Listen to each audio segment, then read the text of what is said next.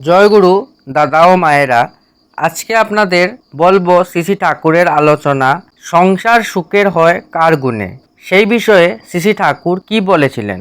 একটি মা হঠাৎ জিজ্ঞাসা করলেন, স্ত্রী স্বামীর সঙ্গে ভালো ব্যবহার করা সত্ত্বেও স্বামী যেখানে স্ত্রীর সঙ্গে দুর্ব্যবহার করে সেখানে স্ত্রী কি করবে। শ্রী ঠাকুর, ওই কথাই তো বলছিলাম, প্রকৃতিগত সামঞ্জস্য দেখে বিয়ে না দিলে স্বামী স্ত্রী উভয়েরই জীবন বিধ্বস্ত হয়ে যায়। তুমি তোমার ধারণা অনুযায়ী হয়তো ভালো ব্যবহার করছো, কিন্তু স্বামীর হয়তো অনুযোগ, আমি যা চাই, আমি যেমনটা পছন্দ করি, আমার স্ত্রী কিছুতেই তেমনভাবে চলে না। সে তার নিজের খেয়াল মতো চলে, আমি তাকে নিয়ে আর পারি না। বড়জোর হয়তো বলবে, আমার স্ত্রী এমনি মানুষ ভালো, কিন্তু আমি কিসে খুশি হই, আমি কিসে ভালো থাকি তা বুঝে না। তার নিজের এক ধরন আছে, সেই ধরনে চলে। আমি বহু ক্ষেত্রে দেখেছি, স্ত্রীর মতো স্ত্রীও খারাপ নয়, স্বামীর মতো স্বামীও খারাপ নয়। উভয়েই ভালো লোক বলে সুনাম আছে বাইরে, সবার সঙ্গে তাদের ব্যবহার ভালো, কিন্তু উভয়ের মধ্যে আর কিছুতেই বনিবনা হয় না। বিয়ে থাওয়ায় এমনতর গরমিল যদি কোথাও ঘটে গিয়ে থাকে, সেখানে স্ত্রীর স্বামীর প্রকৃতিটা বুঝতে চেষ্টা করা উচিত, এবং স্বামীর যাতে ভালো লাগে ও ভালো হয় নিজের ব্যবহার সেইভাবে নিয়ন্ত্রিত করতে চেষ্টা করা উচিত। একটা জ্যান্ত মানুষের সঙ্গে ব্যবহার করতে সবসময় স্মরণ রাখা উচিত, আমি ইট কাঠ বা পাথরের সঙ্গে ব্যবহার করছি না। যার সঙ্গে ব্যবহার করছি তার একটা রুচি আছে, পছন্দ আছে, প্রকৃতি আছে, মেজাজ আছে, ধরন আছে। বদ্যি যেমন নাড়ি টিপে ধাত বুঝে ঔষধ দেয়, মানুষের সঙ্গে ব্যবহারের দাওয়াইও তেমনি ধাত বুঝে প্রয়োগ করতে হয়। এক কথায় মানুষের মন মেজাজ বুঝে চলতে হয়। এমনটি যদি চলতে পারো, তবে তোমার ভালোর ধারণা নিয়ে আবদ্ধ হয়ে থাকলে তুমি কিন্তু কখনো মানুষের মন পাবে না। শুধু স্বামীর সঙ্গে ব্যবহার এমনতর নয়, প্রত্যেকের সঙ্গে ব্যবহারেই চোখ কান মন খোলা রেখে চলবে। নজর করবে কে কখন কী অবস্থায় আছে, তাই বুঝে যখন যা বলার বলবে, যা করার করবে। তুমি হয়তো মনে করে রেখেছো স্বামীর কাছে সংসারের একটা প্রয়োজনীয় জিনিসের জন্য আবদার করবে। স্বামীর মন কেমন তা লক্ষ্য না করে তুমি তোমার চিন্তার সম্বেগ অনুযায়ী এমন সময় হয়তো কথাটা তাকে বললে যখন তার মন নানা সমস্যায় ভারাক্রান্ত। তখন সে তো চটবেই। আবার তুমিও বলবে, আমি তো নিজের জন্য কিছু চাইতে যাইনি, সংসারের জন্যই দরকার। সেই দরকারি জিনিসটার কথা বলতে যে কত কথা শুনলাম, যারে দেখতে নারী তার চলন বাঁকা। আমার ভালো কথাটাও তোমার গায়ে সয় না, এই বেঁধে গেল আর কি লাঠালাঠি। পরস্পর হিসাব করে না চলার দরুন অনেক গোলমালের সূত্রপাত হয়। মেয়েদের বিশেষ বিশেষ শারীরিক অবস্থায় বিশেষ বিশেষ মেজাজের সৃষ্টি হয়, সেটা হলো সাময়িক ব্যাপার এবং শারীরিক অবস্থার সঙ্গে জড়িত। পুরুষ ছেলের এটা সম্বন্ধে যদি কোনো জ্ঞান না থাকে এবং তখনকার স্বাভাবিক বৈলক্ষণের দরুন যদি অযথা শাসন ও তাড়না করতে যায়, তাহলে কিন্তু হিতে বিপরীত ঘটে। আবার স্বামী হয়তো ফিটফাট ছিমছাম থাকা পছন্দ করে, কিন্তু স্ত্রী হয়তো অগুছালো অপরিচ্ছন্ন রকমে চলতে অভ্যস্ত। সেখানে স্ত্রীর ওই চলনে স্বামীর তো অসন্তুষ্ট হবার কথাই। মাটি অকপটে বললেন, আমার ওই দুষ্টি আছে। শ্রী ঠাকুর, দুষ যদি বুঝে থাকিস তবে সেরে ফেল। যা করলে শরীর মনের পক্ষে ভালো হয়, ছেলেপেলে ভালো থাকে, স্বামীরও মনোরঞ্জন হয়, তা তো করাই লাগে। আয়, তোকে একটা ছোট্ট তুক শিখিয়ে দিচ্ছি। স্বামীর কাছে সবসময় নত থাকবি। যুক্তিতর্ক দিয়ে কারো মন জয় করা যায় না।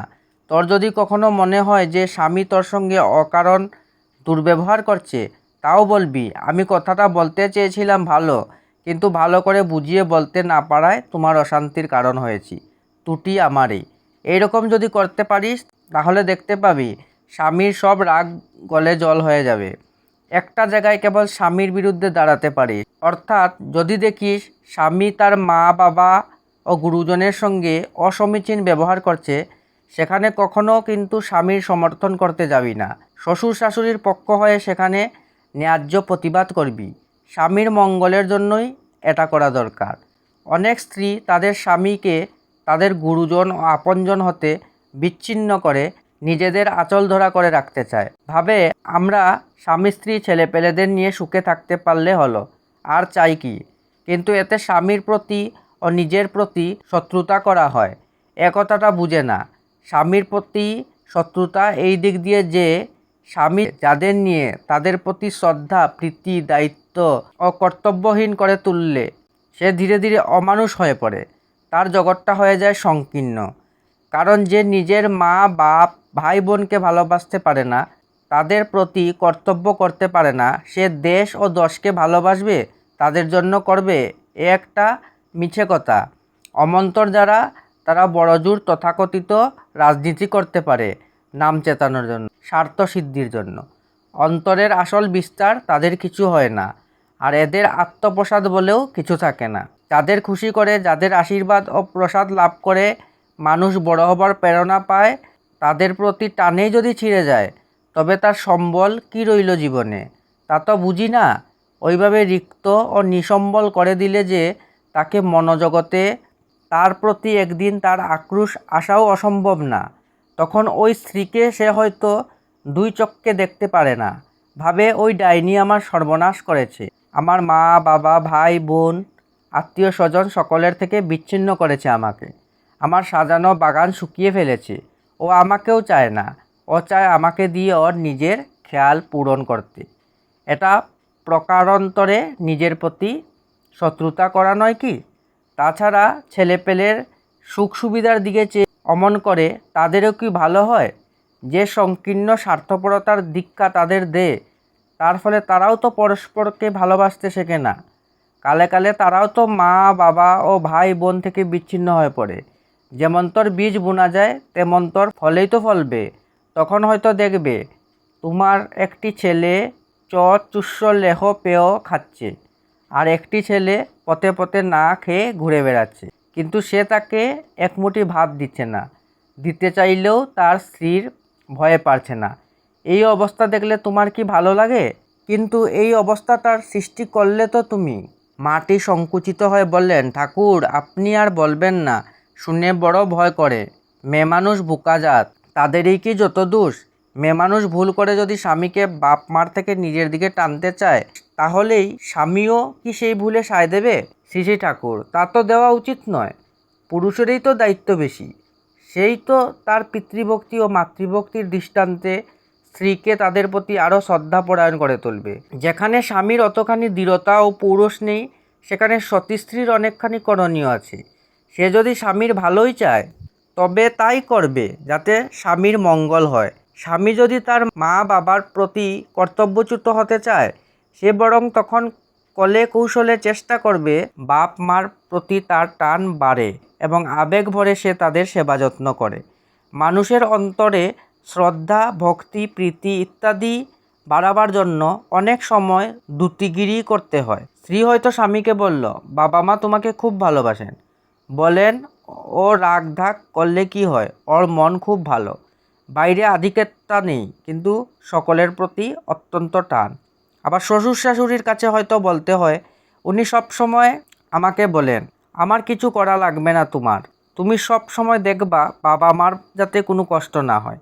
এইভাবে যদি কৌশলে দ্যুতিগিরি করা যায়, তাহলে পরস্পরের মধ্যে শ্রদ্ধা, প্রীতি ভাব সাব গজিয়ে দেওয়া যায়।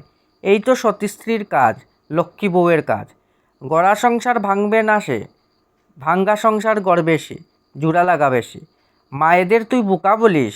বোকা হলে কখনো সন্তান পেটে ধরে মানুষ করে তুলতে পারে? দে তো একটা বেটা ছাওয়ালের কাছে একটা মাহারা শিশুকে মানুষ করার ভার, প্রায় হাগে মুতে একসা করে ফেলবে নে। কিন্তু মায়েরা কেমন অনায়াসেই করে তা। তাই নিজেদের কখনো হীন ভাববি না। তোরাই তো বুদ্ধিস্বরূপিণী, লক্ষ্মীস্বরূপিণী, দুর্গতি নাশিনী, দুর্মতি দলনী দুর্গা। তোরা আছিস তাই তো আমাদের আগলে রেখেছিস, নইলে আমাদের উপায় ছিল কি? এইটি শ্রী ঠাকুরের আলোচনা প্রসঙ্গে চতুর্থ খণ্ড, বাংলা 1349 সাল, ইংরাজি 23 তারিখ 10 মাস 1942 থেকে এটি নেওয়া হয়েছে।